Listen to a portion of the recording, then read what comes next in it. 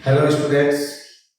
आज हम लोग स्टार्ट करते हैं 12th का टॉपिक और पहला ही चैप्टर से स्टार्ट करते हैं हम लोग। इसमें आप ध्यान देना है, हम लोग पहला दिन है, कुछ थोड़ा छोटे छोटी बातें हम लोग सीखेंगे और इसको जान करके देखते हैं कि कैसे हम लोग कर सकते हैं। जस्ट बेसिक है। आज बहुत ज़्यादा क्वेश्चंस नहीं होंगे और आज हम लोग देखेंगे कि कैसे करते हैं। तो सबसे पहली बात है कि जब हम लोग स्टार्ट करेंगे इसके अबाउट, तो नाम जो शुरू से ही सुनते आ रहे हैं हम लोग चार्ज का, तो हम चार्ज के अबाउट ही जानने की कोशिश करेंगे। चार्ज क्या होता है, जस्ट एक इंट्रोडक्शन रहेगा, हम समझने की कोशिश करेंगे कि क्या होता है। तो अगर हम ये टॉपिक लेते हैं सबसे पहला इलेक्ट्रोस्टैटिक्स में, तो ये क्या होगा इलेक्ट्रोस्टैटिक्स में, हम लोग इसमें स्टडी क्या करते हैं, हम लोग इस चैप्टर के अंदर क्या क्या पढ़ेंगे। आप जब बुक देखेंगे चैप्टर कंटेंट ये सब कुछ लिखा रहता है वहां, ऐसे हम एक एक करके देखते जाएंगे। इस टॉपिक के अंदर हम लोग क्या क्या पढ़ेंगे, तो हमें ये समझना है मेन बात कि क्या होगा इस चैप्टर में, हम लोग किस चीज के अबाउट पढ़ने या समझने वाले हैं। तो सबसे पहली बात ये होता है कि अब आप यहां पर देखते हैं ये क्या होगा, to study about the static charge. इसमें यही है, ज्यादा कुछ नहीं जानना। हम इलेक्ट्रोस्टैटिक्स में हम स्टडी करेंगे अबाउट द स्टैटिक चार्ज। तो आपके मन में बात आएगा कि ये स्टैटिक चार्ज क्या होता है। स्टैटिक चार्ज, तो इसका मतलब है चार्ज एट रेस्ट। चार्ज यहां रेस्ट में है, तो मतलब कि रेस्ट होने का मतलब मूविंग चार्जेस नहीं है, मूव नहीं कर रहा है, ऐसा कुछ हम लोग इसके अबाउट और इसके प्रॉपर्टी के अबाउट स्टडी करेंगे। तो अब यह चार्ज का नाम होता है। तो जब आप अगर चार्ज को देखते हैं यहाँ पर, जब आप चार्ज के अबाउट देखना स्टार्ट करेंगे तो दो तरह से होगा। हमने यहाँ नाम लिया चार्जेस एट रेस्ट, मतलब कि चार्ज किस में हो सकता है, रेस्ट में भी हो सकता है, और चार्ज किस में हो सकता है, आपका मोशन में भी हो सकता है। दो पॉसिबिलिटी है। चार्ज एक तरीके का पार्टिकल ही है, जैसे मास पार्टिकल लेते थे हम, ठीक उसी तरह से चार्ज भी एक तरह का पार्टिकल है। चार्ज यहाँ पर आएगा रेस्ट में, इस जगह पर आ रहा है आपको मोशन में। तो जहां पर रेस्ट होगा उसको हम लोग स्टडी करेंगे इलेक्ट्रोस्टैटिक्स में, और इधर मोशन है तो मैग्नेटिक्स। मतलब कि मेनली हम लोग मैग्नेटिक बिहेवियर को देखेंगे। एक जगह पर इसके स्टैटिक बिहेवियर को देखेंगे और दूसरे जगह पर मैग्नेटिक बिहेवियर को हम लोग देखेंगे। तो नेक्स्ट होता है, अब आगे देखते हैं हम लोग। अब बात यहां पर आता है कि चार्ज क्या होता है, यही था। चार्ज क्या है, चार्ज क्या है, तो इस बात को हम लोग समझने के लिए, जानने के लिए देखते हैं हम क्या होता है कि चार्ज क्या है। तो चलिए, आप लोगों ने शुरू से नाम सुना है, बचपन से नाम सुनते आ रहे हैं, इलेक्ट्रॉन एंड प्रोटॉन का, ये सुना होगा आपने। प्रोटॉन न्यूक्लियस में होता है, इलेक्ट्रॉन बाहर में होता है। तो ये मान लेते हैं प्रोटॉन लेते हैं, ये प्रोटॉन हो गया, ये प्रोटॉन हो गया। प्रोटॉन पॉजिटिव चार्ज होता है, नेगेटिव चार्ज, आप जानते हैं प्रोटॉन पॉजिटिव चार्ज होता है। तो कुछ ऐसा एक्सपेरिमेंट किया गया, देखा गया, ऐसा नहीं है, फैक्ट्स एक्सपेरिमेंटल है, तो ये बात को समझना होगा। हमें ऐसे लिख देने से हमें देखकर पता नहीं चलेगा, एक्सपेरिमेंटल फैक्ट्स है और इसको देख करके ही हम लोग काम करते हैं। तो पहले प्रोटॉन लिया, देखा क्या कि ये प्रोटॉन इसे रिपेल कर रहा है, ये भी प्रोटॉन इसे रिपेल कर रहा है। मान लेते हैं आप फोर्स हमने लिया F1, यहां लिया फोर्स F1। आगे हम लोग समझेंगे कि फोर्स कितना लगता है, इसके मैग्नीट्यूड क्या होंगे, ये भी हम लोग जानेंगे आगे जाकर के, कुछ चीजें आगे जाकर के आपको पता चलेगा। अब हमने एक काम किया है, यहाँ पर इलेक्ट्रॉन ले लेते हैं, सेकेंड प्रोटॉन ले लेते हैं। तो अब क्या होगा, फोर्स फिर भी लगाया, अब प्रोटॉन क्या कर रहा है, इलेक्ट्रॉन को खींच रहा है और इलेक्ट्रॉन भी प्रोटॉन को अट्रैक्ट कर रहा है। यहां हमने फोर्स ऑफ इंटरेक्शन F2 लगा दिया और थर्ड में फिर से हम देखते हैं इलेक्ट्रॉन और इलेक्ट्रॉन ले लिया हमने, तो यहां पर क्या हुआ, फिर ये इसे रिपेल कर रहा है। मान लीजिए F3 फोर्स ले लिया, ये इसे रिपेल कर रहा है। इस बात को ध्यान से समझना है। एक्सपेरिमेंटली जब ऐसा देखा गया कि दो प्रोटॉन प्रोटॉन है, मान लेते हैं इलेक्ट्रॉन प्रोटॉन है या इलेक्ट्रॉन इलेक्ट्रॉन, यहां के बीच क्या होगा, इस जगह पर आप देख सकते हैं रिपल्सन है, यहां भी रिपल्सन आ गया, और इस जगह पर आप देख सकते हैं, इस जगह पर क्या हो रहा है, अट्रैक्शन हो रहा है, रिपल्सन अट्रैक्शन रिपल्सन, ये चल रहा है आपका यहाँ पर। तो इससे दो बात सामने आता है, यहां पर दो बात सामने आ रहा है। चार्ज को हम लोग समझने जा रहे थे, चार्ज समझने से पहले ये सारी चीज को देखना स्टार्ट किया, तो यहां पर जो बात सामने आया, सबसे पहली बात है कि जब ये देख रहे हैं तो क्या हो रहा है, electron and proton exerts the force to each other। Force कैसा है, वाटेगा। आप देख सकते हैं प्रोटॉन प्रोटॉन भी फोर्स लगा रहा है। फोर्स किसके किसके बीच हो रहा है, प्रोटॉन प्रोटॉन के बीच में, इलेक्ट्रॉन एंड इलेक्ट्रॉन के भी बीच में फोर्स हो रहा है, एंड प्रोटॉन एंड इलेक्ट्रॉन के भी बीच में आप देख सकते हैं, सॉरी, ये फोर्स हो रहा है, लग रहा है।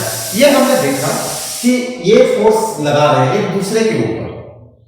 एक बात तो हमें ये पता चलता है। सेकेंड जो हमने बोला अभी आपको, रिपल्सन और अट्रैक्शन वाली बात है। तो रिपल्सन एंड अट्रैक्शन की बातें जब अगर कर रहे हैं, इसका मतलब है कि जो सेम नेचर,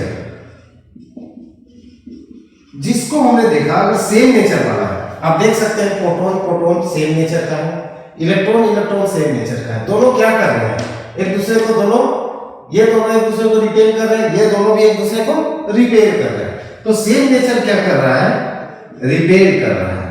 और जो अपोजिट नेचर वाला है, अपोजिट नेचर वाला है, वो एक दूसरे को अट्रैक्ट कर रहा है। मतलब यहां पर यही हो रहा है, इलेक्ट्रॉन इलेक्ट्रॉन अट्रैक्ट कर रहा है, इलेक्ट्रॉन इलेक्ट्रॉन सॉरी रिपेल कर रहा है, प्रोटॉन प्रोटॉन रिपेल कर रहा है, इलेक्ट्रॉन प्रोटॉन अट्रैक्ट कर रहा है। तो कहने का मतलब ये बात हमें पता चल गया, फोर्स लगा रहे हैं, रिपल्सन हो रहा है, अट्रैक्शन हो रहा है, ये नेचर के बेस्ड में हमें पता चल गया। लेकिन एग्जैक्टली जो ये इलेक्ट्रॉन और प्रोटॉन एक दूसरे को फोर्स लगा रहे हैं, वो किसकी वजह से लगा रहे हैं, ठीक है। तो क्या होता है, इसको हम लोग अगर डिफाइन करते हैं तो the property of an electron और proton by which it exerts the force to each other is called charge।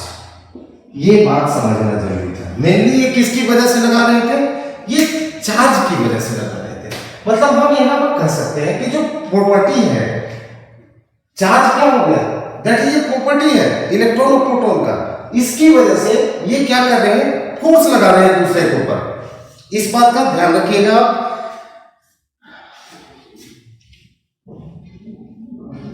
मतलब हमें पता चल गया कि चार्ज से क्या हो रहा है और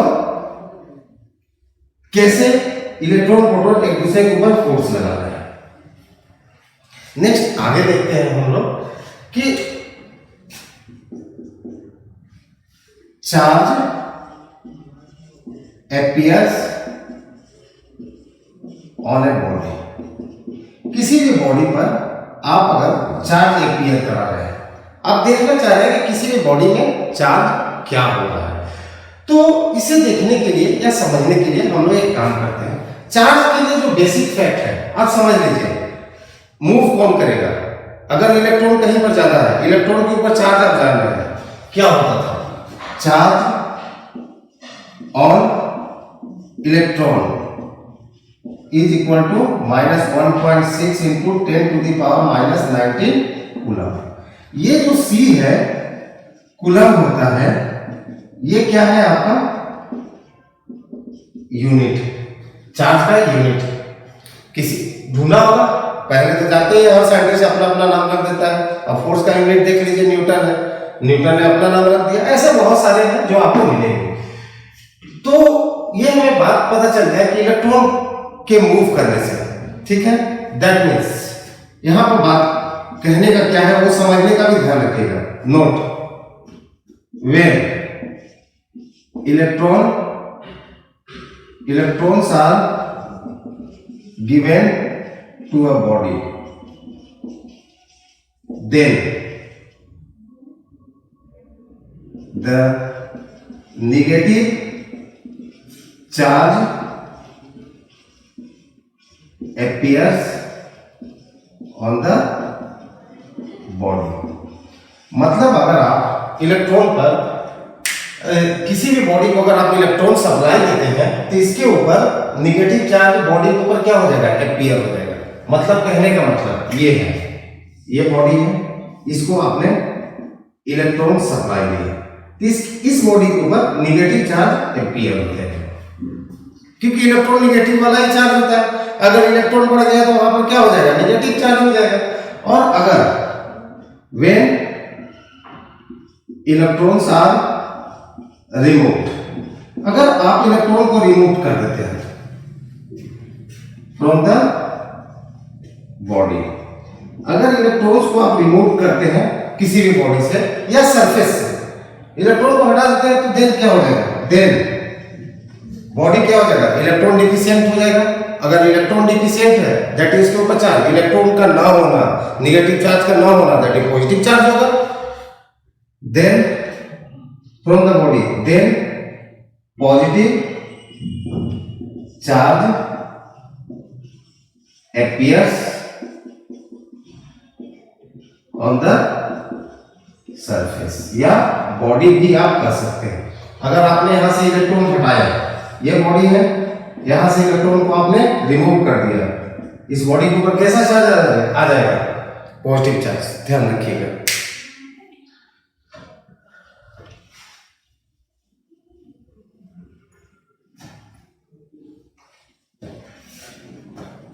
मतलब हर एक बात में हम देख रहे हैं कि चार्ज इंक्रीज हो रहा है, चार्ज पॉजिटिव हो रहा है, नेगेटिव हो रहा है, ये पूरा का पूरा डिपेंड कर रहा है इलेक्ट्रॉन के ऊपर। अगर इलेक्ट्रॉन को सप्लाई दे रहे हैं तो चार्ज नेगेटिव हो जा रहा है, इलेक्ट्रॉन को हटा दे रहे हैं तो चार्ज आपका नेगेटिव हो जा रहा है। दैट मींस कहने का मतलब क्या हो जा रहा है, ध्यान से समझिएगा। when electrons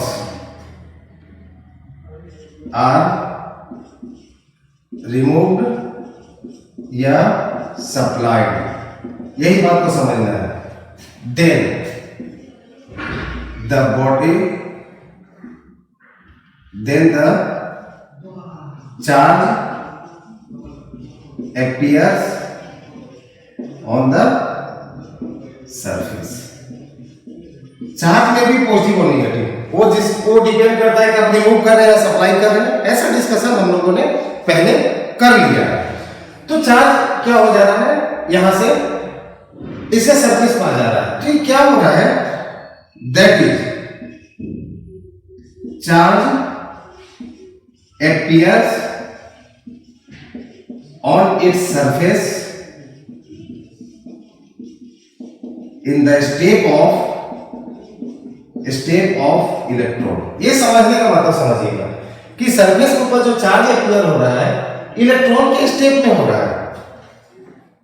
दैट मीन कहने का मतलब है इस बॉडी से यहां से अगर एक इलेक्ट्रॉन को आप रिमूव कर रहे हैं तो क्या होगा, एक इलेक्ट्रॉन जैसा ही चार्ज इसके ऊपर अपीयर हो जाएगा, इलेक्ट्रॉन हटा देंगे तो पॉजिटिव चार्ज हो जाएगा, इतना कूलम अपीयर हो जाएगा इसके ऊपर।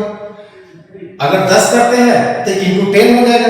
तो मान लेते हैं हम कि अगर किसी भी बॉडी से या तो n इलेक्ट्रॉन्स को रिमूव कर दिया या n इलेक्ट्रॉन्स को आप सप्लाई कर देंगे, यही तो हो सकता है ना, या तो आप n इलेक्ट्रॉन्स को रिमूव कर दीजिए या n इलेक्ट्रॉन्स को सप्लाई दे दीजिए। चार्ज तो इलेक्ट्रॉन के ही टर्म में इंक्रीज या डिक्रीज करना है। अब यहाँ समझने वाली बात यह है, हम आधा इलेक्ट्रॉन को तो नहीं ट्रांसफर कर सकते हैं। अगर ट्रांसफर हमें करना होगा, सप्लाई देना हो या रिमूव करना हो, हमें तो एक होल नंबर की चाहिए जरूरत होगी, हमें होल नंबर चाहिए होगा। ऐसा नहीं कि एक इलेक्ट्रॉन को फोर्थ पार्ट में डिवाइड करके फोर्थ वाले पार्ट को निकाल के हम बाहर करेंगे, ऐसा नहीं कर सकते हम लोग, ऐसा हो भी नहीं सकता। पहली बात यह है कि वो दिखाई नहीं पड़ता है। तो यहाँ पर अगर इतना हो जाना है तो चार्ज एपीयर कितना हो जाएगा, आप यहाँ पर देख सकते हैं। अगर एन इलेक्ट्रॉन को रिमूव करेंगे, रिमूव करने से इसके ऊपर चार्ज कैसे एपीयर हो जाएगा, पॉजिटिव हो जाएगा। तो पॉजिटिव हो गया, दैट इज टोटल चार्ज कितना हो जाएगा, एन इंटू ई। या अगर एन इलेक्ट्रॉन्स को सप्लाई कर रहे हैं तो यहाँ पर चार्ज क्या हो जाएगा, निगेटिव। अगर चार्ज निगेटिव हो गया तो Q इक्वल टू कितना हो गया, माइनस एन इंटू ई। यही बात हम आपको पहले से तब से बोल रहे थे कि इलेक्ट्रॉन को अगर सप्लाई दे रहे हैं, निगेटिव चार्ज, इलेक्ट्रॉन को हटा दिया, पॉजिटिव चार्ज, तो दैट मींस जो चार्ज हमेशा जो चार्ज चेंज होगा इलेक्ट्रॉन के स्टेट में चेंज होगा और उसका जो रिलेशन होगा Q equal to plus minus n into e. ये बात का ध्यान आपको हमेशा रखना है कि इलेक्ट्रॉन n हमेशा इंटीग्रल होगा। आपको जैसा कि पहले बोला, n का मतलब है सिंगल, n का मतलब है कि एक इलेक्ट्रॉन, 2 इलेक्ट्रॉन, 3 इलेक्ट्रॉन, इसी के हिसाब से आप चार्ज को ट्रांसफर करेंगे। तो अगर चार्ज को ट्रांसफर कर रहे थे तो Q इक्वल टू जो रिलेशन मिला है प्लस माइनस n इंटू ई मिल गया relation. This is called quantization of charge. मतलब क्या है यहाँ पर, एक बात को समझना है कि जो चार्ज होगा ट्रांसफर होगा इलेक्ट्रॉन के स्टेट, क्वांटाइजेशन ऑफ चार्ज। अगर आपको बोला है, क्या बोलेंगे, चार्ज जो अपीयर हो रहा है किसी बॉडी को, वो क्या होगा, इलेक्ट्रॉन के स्टेट में होगा, इलेक्ट्रॉन के स्टेट में ही जाएगा। तो अगर इलेक्ट्रॉन के स्टेट में जा रहा है जिसका directly relation Q equal to n into e आपको मिल जा रहा है। अब इसी से रिलेटेड क्वेश्चंस आपको पूछे जाएंगे, इससे भी बहुत सारे रिलेटेड क्वेश्चंस होते हैं, वो बात का ध्यान रखिएगा।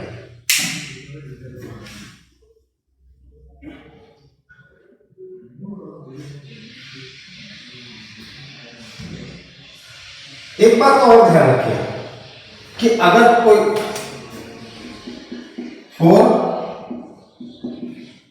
आइसोलेटेड सिस्टम, कोई भी आइसोलेटेड सिस्टम का मतलब क्या कि आइसोलेट है, बिल्कुल अकेला है, किसी से कोई कनेक्शन नहीं, एक रूम में बंद कर दीजिए।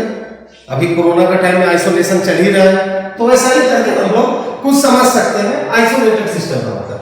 For isolated system the total charge remains constant. Total charge, इसके अंदर जो टोटल चार्ज की बात कर रहे हैं ये कांस्टेंट होगा। आप चाहे चार्ज को ट्रांसफर कीजिए या कुछ कीजिए, चार्ज का लॉस नहीं होगा। दैट इज आप कह सकते हैं no Q loss for the given system. कोई भी गिवन सिस्टम रहेगा उसके लिए क्यू का कोई लॉस नहीं है। मतलब कहने का मतलब है कि चार्ज को ना ही बना सकते हैं ना ही डिस्ट्रॉय कर सकते हैं। इसको क्या कर सकते हैं, एक जगह से दूसरी जगह ट्रांसफर कर सकते हैं, एक पार्ट से दूसरे पार्ट पर ट्रांसफर कर सकते हैं। दैट मीन कहने का मतलब है कि ये लीजिए, अगर चार्ज को यहां से यहां ट्रांसफर कर दिया, चार्ज को यहां से यहां ट्रांसफर कर दिया, तो जो Q टोटल होगा वो हमेशा कांस्टेंट ही रहेगा। हाँ, ये अलग बात है, यहाँ पर मान लिया कि इलेक्ट्रॉन को अगर ऐसे ट्रांसफर कर दिया आपने, तो यहाँ पर निगेटिव आ गया, इस जगह पर पॉजिटिव आ गया। अगर इनिशियली बॉडी न्यूट्रल है तो फाइनली न्यूट्रल ही रहेगा, टोटल चार्ज क्या होगा, कांस्टेंट रहेगा। इस बात का आप ध्यान रखिएगा। And this is called conservation of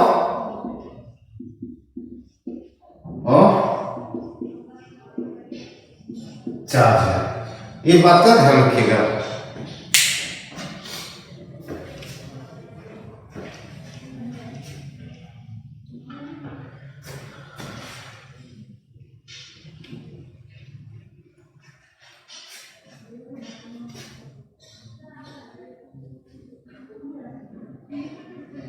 एक क्वेश्चन है, एक conductor has been given the charge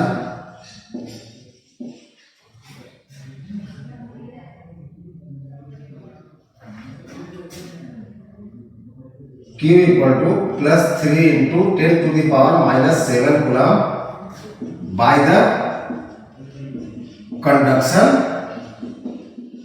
process। हमने याद रखा कि कंडक्शन प्रोसेस से चार्ज दिया है, तो इसमें पूछ रहा है क्या, सबसे पहला चीज पूछेगा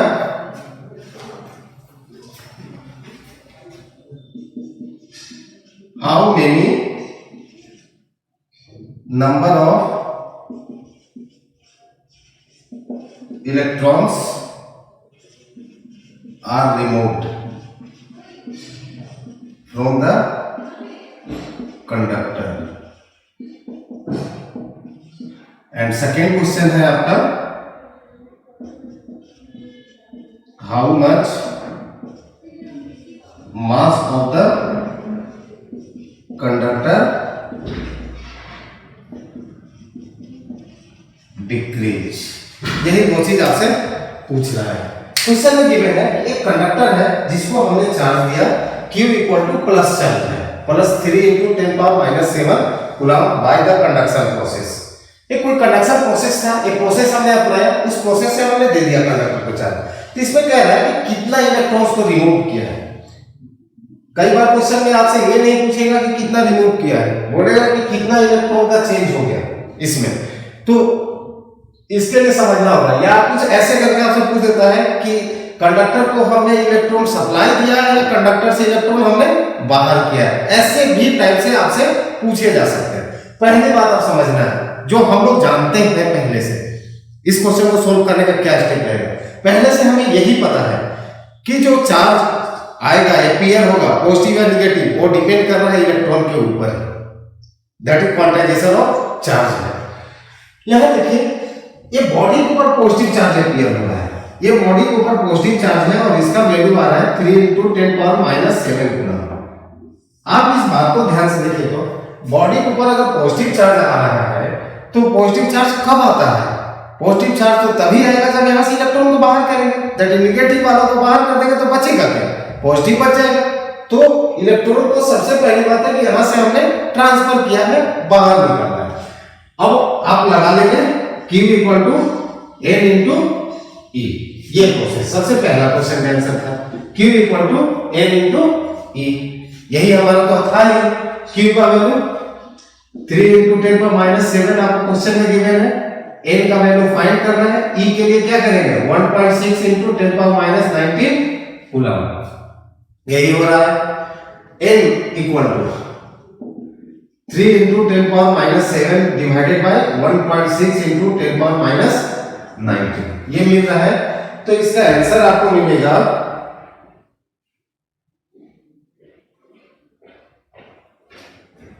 3 divided by 1.6, 1.875 into 10 power minus 12 electrons. इतना इलेक्ट्रॉन्स को हमने क्या कर दिया है, ट्रांसफर कर दिया। इतना इलेक्ट्रॉन्स को हमें ट्रांसफर करना पड़ेगा, ध्यान रखिएगा। और सेकेंड में जो कह रहा है, सेकेंड क्वेश्चन में आपसे कहा है how much mass of the conductor decrease. ये हम लोगों ने थ्योरी में नहीं सुना था, नहीं पढ़ा था थ्योरी में। हम लोग क्वेश्चन से ही कर रहे हैं, देखते हैं समझते हैं कैसे करते हैं। कह रहे हैं कि कितना मास डिक्रीज होना चाहिए। क्या आपको ऐसा लगता है कि नहीं कि अगर हम इलेक्ट्रॉन किसी बॉडी से चेंज कर रहे हैं, इलेक्ट्रॉन को अगर बाहर कर रहे हैं तो उसके मास में चेंज आएगा कि नहीं? आप थोड़ा सोचिए तो, आएगा कि नहीं? आना चाहिए, ऑब्वियसली आना चाहिए। क्यों? क्योंकि इलेक्ट्रॉन को अगर आप चेंज कर रहे हैं, रिमूव कर रहे हैं, इलेक्ट्रॉन के ऊपर भी तो मास होता है। तो अगर नंबर ऑफ इलेक्ट्रॉन्स बढ़ना शुरू होगा तो मास भी उसी रिस्पेक्ट में चेंज होते जाएंगे, कम होते जाएंगे, डिक्रीज होगा। तो मतलब है कि जो चार्ज की बातें कर रहे थे, चार्ज और मास, वो साथ साथ चेंज हो रहे हैं, साइमल्टेनियसली चेंज हो रहे हैं, क्योंकि मास तो इलेक्ट्रॉन कैरी करता ही है। तो ध्यान रखिएगा, मतलब है कि अगर चार्ज एपियर हो रहा है, पॉजिटिव या नेगेटिव, इससे मतलब नहीं है। तो दैट इज ये मास भी क्या होगा, चेंज होगा, मे बी इंक्रीज और डिक्रीज। अगर इलेक्ट्रॉन सप्लाई देंगे मास इंक्रीज करेगा, अगर इलेक्ट्रॉन आपने सप्लाई दिया तो मास इंक्रीज करेगा, और यहां से अगर इलेक्ट्रॉन को आपने बाहर निकाल लिया मास क्या होगा आपका, डिक्रीज करेगा। और ये भी किसके स्टेप में होगा, इलेक्ट्रॉन के ही स्टेप में होगा। और mass, that means mass of the electron कितना होता है, -31 किलोग्राम। तो अगर n इलेक्ट्रॉन को रिमूव कर देंगे, if n electrons are removed, अगर n इलेक्ट्रॉन्स को रिमूव किया है आपने तो टोटल मास में जो चेंज आएगा कितना हो जाएगा, n into m into e। ये आप देख लें तो डायरेक्टली रिलेटेड। यहां से डायरेक्टली इसको हम क्वेश्चन के आंसर में जाते हैं। अगर क्वेश्चन के आंसर में जाते हैं तो यहां देखिए इतना इलेक्ट्रॉन्स का चेंज किया आपने, दैट मींस जो मास में चेंज आएगा n का वैल्यू पुट कर लीजिए, 10 power -12 into me, 9.1 into 10 to the power -31 kilogram. अब आप अगर मास देखना चाहते हैं तो आप देख सकते हैं कितना आएगा, 1.875 into 9.1, 17.06 into 10 to the power -43 kilogram. इतना मास का चेंज हो जाएगा। सॉरी, यहां पर माइनस नहीं, ये वाला प्लस था, ये वाला भी प्लस हो जाएगा। दैट मीन्स ये आपका आ जाएगा 2190 किलोग्राम। ध्यान रखिए। नेक्स्ट है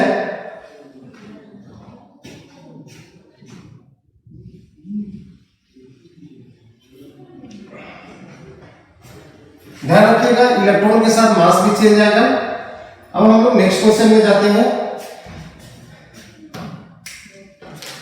अब नेक्स्ट क्वेश्चन है,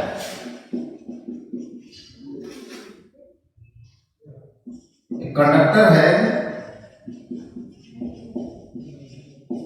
14.4 into 10 -19 gram positive charge.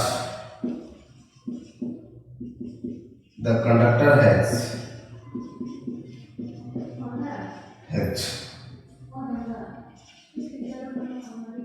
9 electrons in excess, B 27 electrons in excess, C 9 electrons in short, and D 27 electrons in short. ये है क्वेश्चन आपका, यहां पर पूछ रहा है कि ये कंडक्टर है 14.4 इंटू 10 -19 कूलम पॉजिटिव चार्ज। अगर पॉजिटिव चार्ज है कंडक्टर के पास, द कंडक्टर है। अब पहले बात समझ लीजिए, यहां पर क्या कह रहा है, इतना कूलम पॉजिटिव चार्ज है। अगर कंडक्टर के पास पॉजिटिव चार्ज होगा, दैट मीन्स क्या होगा, इलेक्ट्रॉन को वहां से बाहर निकाला गया होगा। अगर इलेक्ट्रॉन को बाहर निकाला गया है, दैट इलेक्ट्रॉन उसमें क्या होंगे, शॉर्ट होंगे, एक्सेस में नहीं रहेंगे, क्योंकि इलेक्ट्रॉन प्रोटॉन तो ऐसे ही रहता है ना साथ में, न्यूट्रल होने के लिए।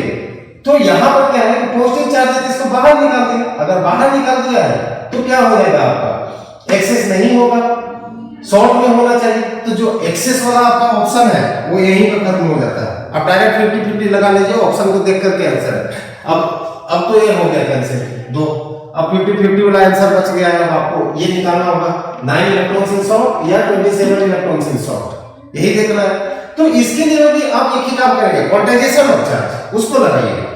Q equal to n into E, Q का वैल्यू आपको गिवन है, n इंटू ई का value -90, that is n 1.6 into that, ये तो कैंसिल होता है आपका 9 इलेक्ट्रॉन्स, मतलब 9 इलेक्ट्रॉन्स का लॉस होगा। आप 9 इलेक्ट्रॉन को बाहर निकाल लेंगे, इसका मतलब है आंसर सी वाला आपका होता है। ध्यान रखिएगा इसको। फिर नेक्स्ट क्वेश्चन देखते हैं क्या हो सकता है।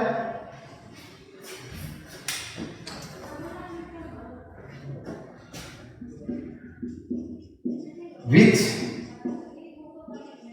of the following charge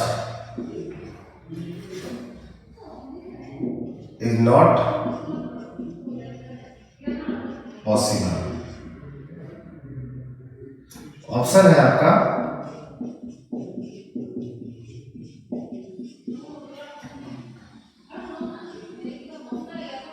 nineteen coulomb, सी है आपका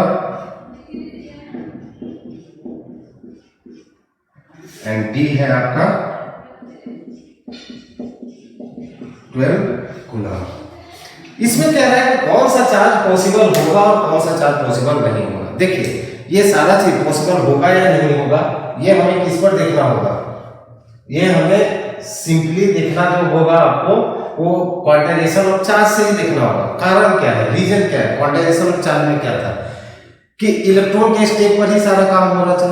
मतलब कम से कम अगर पॉजिटिव या नेगेटिव चार्ज एम्पियर हुआ इक्वल टू 1 इलेक्ट्रॉन के जैसा होगा, मतलब 1 इलेक्ट्रॉन से कम चार्ज होगा ही नहीं। मतलब है कि इंटीग्रल ही होना चाहिए, n इक्वल टू 1 2 3 4, फ्रैक्शन में नहीं आना चाहिए। यही बात का हमें कहना है। तो हम चेक कर लेते हैं, सारा का चेक करके देख लीजिए। आप n का वैल्यू देखिए, n हमेशा इंटीग्रल में आना चाहिए तभी वो चार्ज पॉसिबल होगा, नहीं तो नहीं होगा। n इक्वल टू कितना हो जाएगा, q बाई e, यही है। अब आगे देख लेते हैं ऑप्शन ए का, n equal to q 1.6 into 10 power minus 18 by e का 1.6 into 10 to the power minus 19, ये आ रहा है आपका। इसका मतलब ये 10 इलेक्ट्रॉन्स आ रहा है। अगर 10 इलेक्ट्रॉन्स है, हाँ 10 हो सकता है, एक तो होल नंबर है ना 10 इलेक्ट्रॉन को हम ट्रांसफर कर सकते हैं। ठीक है, बी में ये तो चार्ज ऑन द इलेक्ट्रॉन ही है, आप देख सकते हैं बी वाला option charge on the electron, single electron है, सिंगल इलेक्ट्रॉन का चार्ज तो पॉसिबल हो ही सकता है, दैट इज ये भी पॉसिबल हो सकता है। n का वैल्यू बी वाले में कितना आ जाएगा, 1 इलेक्ट्रॉन। सी वाला देख लीजिए, n equal to 1.6 into 10 power minus 20 by 1.6 into 10 power minus 19, मतलब ये आ रहा है आपका 0.1 इलेक्ट्रॉन्स। ये पॉसिबल नहीं है, 0.1 इलेक्ट्रॉन, इलेक्ट्रॉन का 10 टुकड़ा हम कैसे करेंगे पता नहीं, हो सकता है फ्यूचर में जाने के बाद, अभी तो हमको पता नहीं है कैसे किया जाता है। चलिए, तो इतना चार्ज तो नहीं हो सकता है, ये पॉसिबल नहीं है। सी वाला, डी वाला भी चेक करके देख लेते हैं, डी में क्या होता है, n equal to 1.6 into 10 power minus 12 divided by 1.6 into 10 power minus 19, that is 10 power 7 electrons. ये हो सकता है, वो नंबर है 10 पावर 7 है, इतना तो हो ही सकता है। तो ये बात का ध्यान रखिएगा, 3 क्वेश्चन हम लोगों ने किया था यहाँ से, ये तीनों क्वेश्चन में हम लोगों ने देखा है कि ये किसके ऊपर पूरा का पूरा डिपेंड कर रहा है, क्वांटाइजेशन ऑफ चार्ज के ऊपर। मतलब n का जो वैल्यू होगा, जो याद रखने की बात है, n ऑलवेज होल नंबर होना चाहिए, ये नंबर्स है होल नंबर होना चाहिए, दैट इज 1 2 3 4 डॉट डॉट। और दूसरी बात है कि n दैट इज इलेक्ट्रॉन से कम चार्ज हो ही नहीं सकता, जो सबसे लोवेस्ट चार्ज होगा, lowest charge on the body is equal to charge on the electron. ये बात का ध्यान रखना है, दैट इज जो ट्रांसफर होगा q equal to plus minus l into e के हिसाब से। और मिनिमम चार्ज कितना हो जाएगा, n का वैल्यू 1 होना होगा, 0 तो नहीं होगा, 0 होगा तो चार्ज का कोई मतलब ही नहीं बनता है, और that is quantization of charge है, इसे आप ध्यान रखेंगे।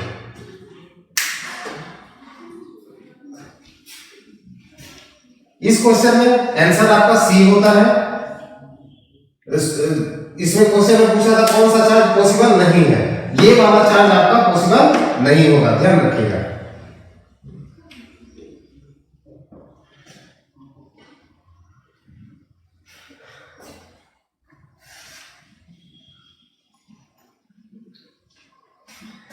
नेक्स्ट देखते हैं, ये तो हमने देखा कि इलेक्ट्रॉन को ट्रांसफर कर रहे हैं, चेंज कर रहे हैं। अब किसी बॉडी को हम चार्जिंग कर रहे हैं, तो अगर आप मटेरियल लेते हैं, मेनली मटेरियल लेते हैं, मेनली की बात कर रहे हैं हम लोग, तो आप एक्स्ट्रा मटेरियल के बारे में ज्यादा मत सोचिएगा। सेमीकंडक्टर भी मटेरियल होता है, बट हम यहाँ पर अभी ले नहीं रहे हैं ऐसी चीज को। तो आप देखिए, तो यहाँ पर हम एक लेते हैं कंडक्टर और दूसरा लेते हैं हम लोग इंसुलेटर। अब इसके ऊपर चार्ज हमें देना होगा, तो कंडक्टर है आपका, इंसुलेटर है, इसी पर हमें चार्जिंग कराना है। तो इसमें जब करना होगा यहाँ पर, तो हम क्या कर सकते हैं, यहाँ पर कंडक्शन प्रोसेस है, इस पर क्या कर सकते हैं, चार्ज को ट्रांसफर कर सकते हैं। तभी तो हमने देखा कि कैसे करेंगे, इलेक्ट्रॉन को ट्रांसफर कर देंगे। अब यहां से तो हम जबरदस्ती ऐसे पकड़ के हाथ से उठा के इलेक्ट्रॉन को बाहर नहीं कर सकते, हमें कुछ प्रोसेस लगाना होगा। उस प्रोसेस के बाद देखते हैं कि क्या कर, जस्ट बेसिक आइडिया हमें लेना है कि ये प्रोसेस क्या हो सकता है।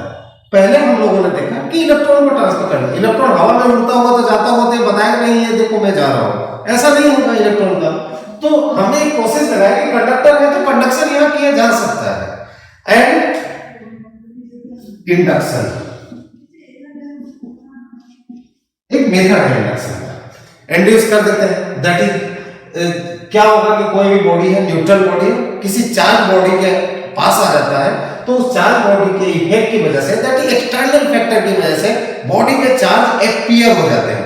दैट इज इसमें क्या होता है, charge appears on the surface of a body due to external factor, external factor की वजह से, ठीक है। तो जो चार्ज अपीयर हो जाएगा, इस प्रोसेस को ही हम लोग कह रहे हैं इंडक्शन है, एक्सटर्नल फैक्टर। कंडक्शन तो समझ रहे हैं, डायरेक्टली चार्ज फ्लो करेगा, यहां पर क्या करेगा, चार्ज फ्लो करेगा कंडक्शन में। तो आप समझ सकते हैं कि कंडक्टर है तो वहां तो चार्ज फ्लो करेगा, मतलब इलेक्ट्रॉन के टर्म में। इंसुलेटर, यहां पर हम लोग क्या करेंगे, फ्रिक्शन, इस प्रोसेस से हम लोग कर सकते हैं।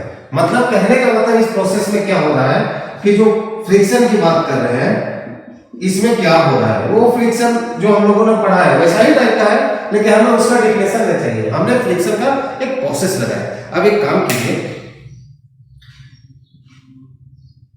रब करना शुरू किया against to each other. That is कहने का मतलब, when a body is rubbed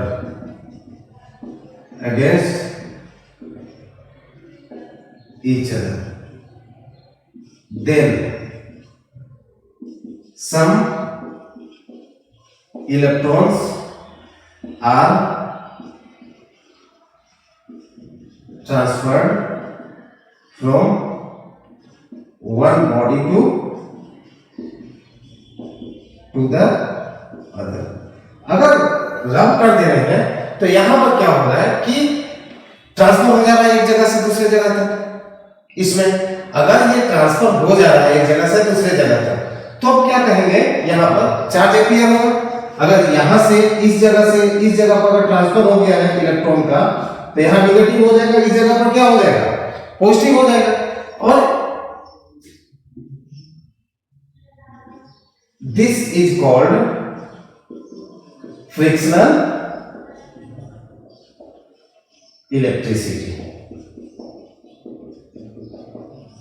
ये फ्रिक्शनल इलेक्ट्रिसिटी है, और ये चार्ज बॉडी को में मूव नहीं करेगा, जहां है उसी जगह पर रहेगा, क्योंकि इंसुलेटर में तो चार्ज फ्लो करना पॉसिबल नहीं है, इलेक्ट्रॉन तो फ्लो करेगा नहीं इंसुलेटर में। अगर फ्लो नहीं करेगा तो क्या होगा, उसी जगह पर रुका रहेगा, और इसी को हम लोग कह रहे थे ये स्टैटिक चार्ज है आपका। तो देखते हैं और आगे क्या कैसे हो सकता है। कुछ भी सिंपल प्रोसेस को हम लोग समझते चलते हैं।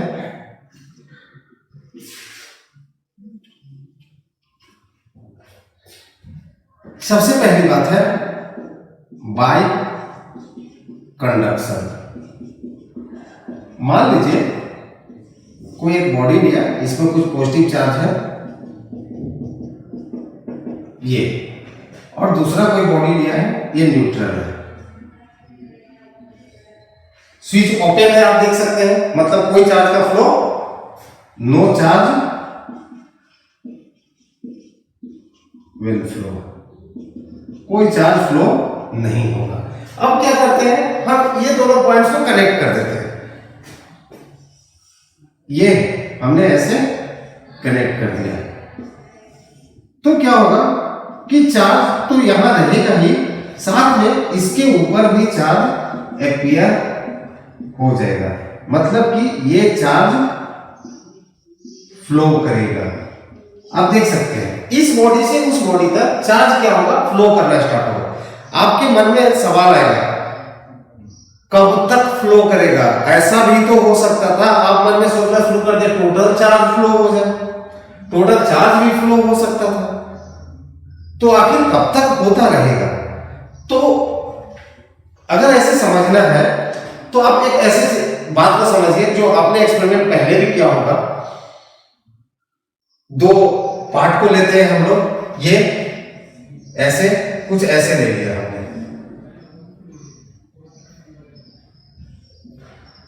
ये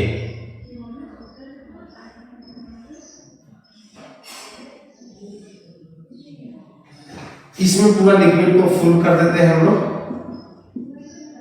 लिक्विड, और इस जगह को ब्लॉक करके रख देते हैं। ठीक है, इसमें लिक्विड फिल है, ये ओपन है। अब क्या होगा, इधर तो कुछ भी लिक्विड नहीं है, तो अब जब इस पार्ट को ओपन कर देंगे आप, इस पार्ट को, तो इधर से इधर तो लिक्विड जाएगा, कब तक जाता रहेगा, कितने समय तक जाता रहेगा, किस लेवल तक? आप खुद सोचिए कि लिक्विड इधर जाएगा, फिल करता जाएगा, एटलीस्ट दोनों का क्या हो जाना चाहिए, जब तक कि लेवल दोनों का इक्वल नहीं हो जाएगा तब तक तो होता रहेगा एक सेम में। समझ रहे हैं बात को? दोनों का इक्वल लेवल तक। तो वही कहने का मतलब है कि अगर आप इलेक्ट्रोस्टैटिक्स में देख रहे हैं, चार्जिंग में देख रहे हैं, और इस जगह पर आपको इक्वल लेवल की बात कर रहा है, तो इक्वल लेवल का मतलब सिंपल इतना हो जाता है, आपको यहां पर इक्वल पोटेंशियल। अभी आपके मन में ख्याल आएगा कि ये पोटेंशियल क्या होता है, तो देखिए कुछ बात की जानकारी हमें आगे जाकर के मिलेगा, हम लोग आगे जाकर के पढ़ेंगे पोटेंशियल क्या होता है, पोटेंशियल एनर्जी क्या होता है, क्यू इक्वल पोटेंशियल तक हमें होना चाहिए, इससे ज्यादा क्यों नहीं, इससे कम क्यों नहीं, आदि आदि बहुत सारे क्वेश्चन के आंसर आपको मिल जाएगा वहां पर। तो मेन जो बेसिक मतलब था, जो बेसिक मीनिंग था यहाँ पर हमें समझने का, सिर्फ इतना समझना था कि कंडक्शन से हम लोग चार्जिंग कैसे कर सकते हैं। आप देख सकते हैं चार्ज कैसे फ्लो किया और दोनों के ऊपर चार्ज अपीयर हो गए। तो सेकेंड प्रोसेस में इन जनरल में आगे चलते हैं हम लोग, इसमें हम लोग जानने की कोशिश करते हैं। सेकेंड में मान लीजिए कोई भी शेप का एक बॉडी है, ठीक है, when charge is given to the conducting body. कोई भी कंडक्टिंग बॉडी को अगर आप चार्ज दे रहे हैं तो देन क्या होगा, then due to mutual repulsion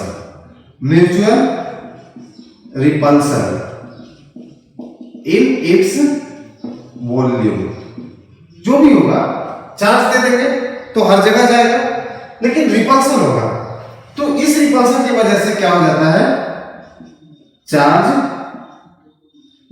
appears on its outer surface। मतलब कि चार्ज अगर दे दिया तो इसके आउटर सरफेस पर अपीयर हो जाएगा, ये कुछ इस तरीके से इसके सरफेस पर।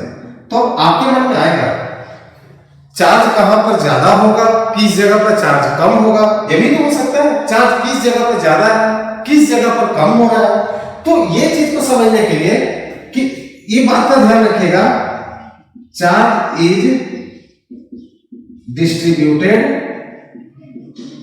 as sigma is inversely proportional to r। Sigma का मतलब है surface charge density. Surface charge density का मतलब है charge per unit area.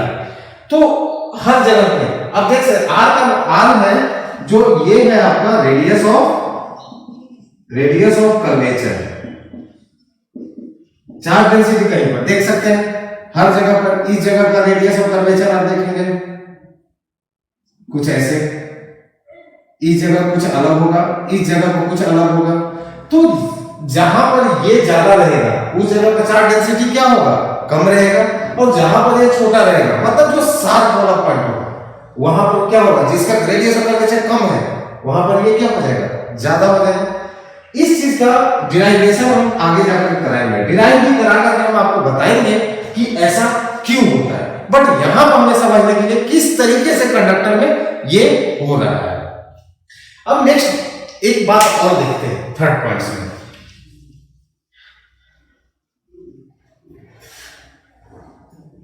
Third point में हम लोग लेते हैं when a body is in the region of the charge.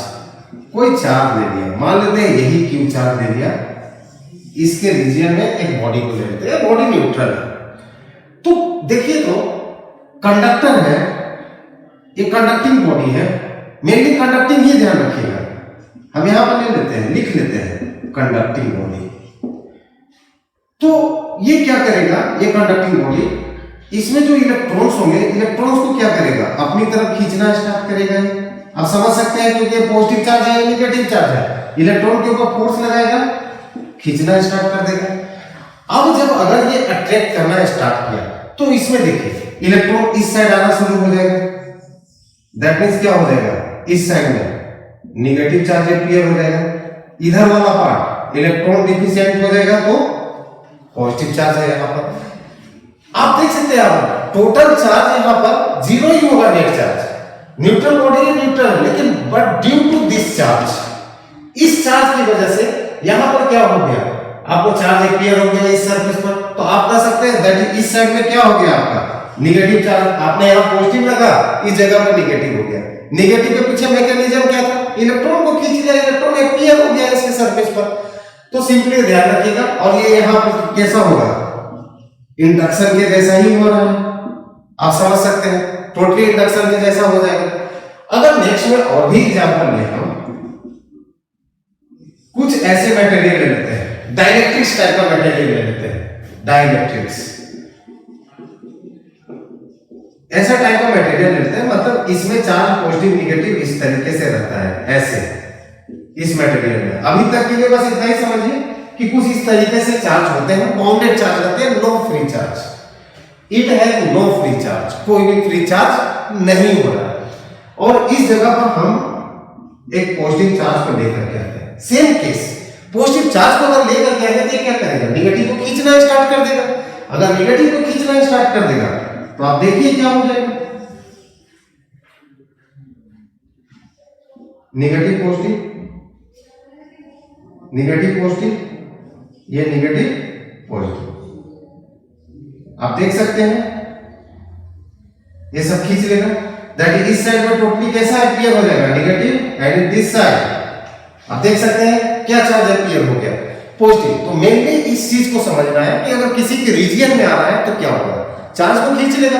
अगर पॉजिटिव चार्ज रखते हैं तो नेगेटिव को खींचेगा, अगर नेगेटिव चार्ज रखते हैं तो पॉजिटिव को खींच लेगा। इस बात का आपको ध्यान होना चाहिए, आप इस बात को ध्यान कीजिएगा।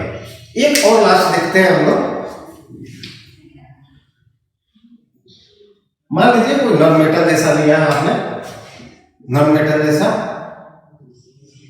ये तो न्यूक्लियस हो गया, पॉजिटिव चार्ज वाला रहेगा। बाकी इसके बाहर क्या होंगे, ये इलेक्ट्रॉन्स क्लाउड्स है, इलेक्ट्रॉन क्लाउड है। इधर हमने रख दिया पॉजिटिव चार्ज, ये तो पॉजिटिव है, ये भी पॉजिटिव है, ये दोनों को रिपेल करेगा। लेकिन इलेक्ट्रॉन तो इसी में है ना, ये तो इलेक्ट्रॉन है, इलेक्ट्रॉन को क्या करेगा, खींचना स्टार्ट करेगा। तो इलेक्ट्रॉन को जब खींचना स्टार्ट होगा तो देखिए कुछ कैसे किस तरीके का बनता है।